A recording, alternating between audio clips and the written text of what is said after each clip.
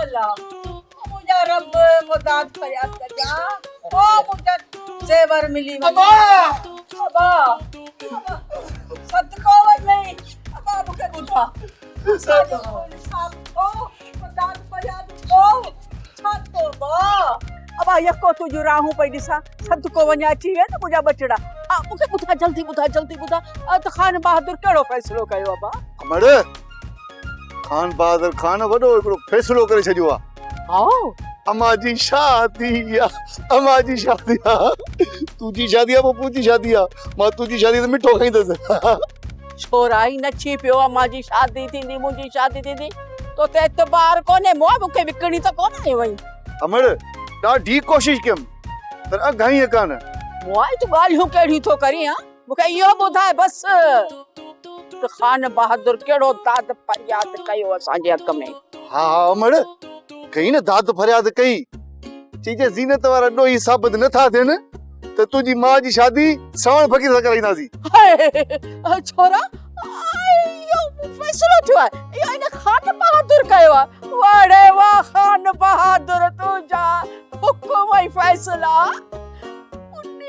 मरा आऊं ऐं मुंहिंजा त नसीब ई फिटल आहिनि चोरियूं बि असांजो वरी ॾोहारी बि असां थियासीं मुंहिंजा त बाग ई फिटल आहिनि वरी शादी ने मोए सावण सां न बाबा न मूंखे इहो फैसलो क़बूल कोन्हे हा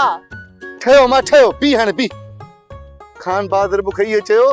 जेकर ज़ीनत वारा ॾोही साबित थिया त मुंहिंजी हुन सां शादी कराईंदा जेकर असां ॾोही साबित थियासीं दुख भी दे दो खुशी भी दे दी तुझी शादी ने फकीर सा खाने दा थोड़े सा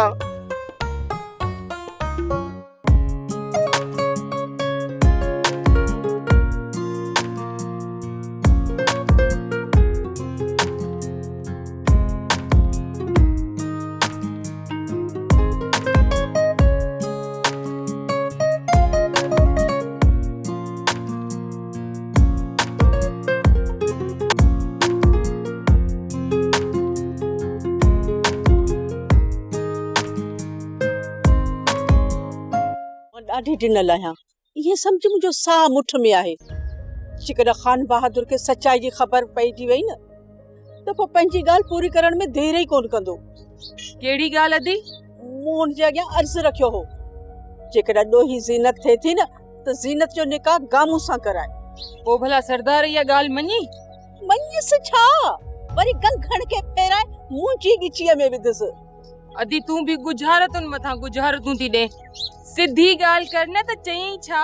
वेरुन जी वस्ती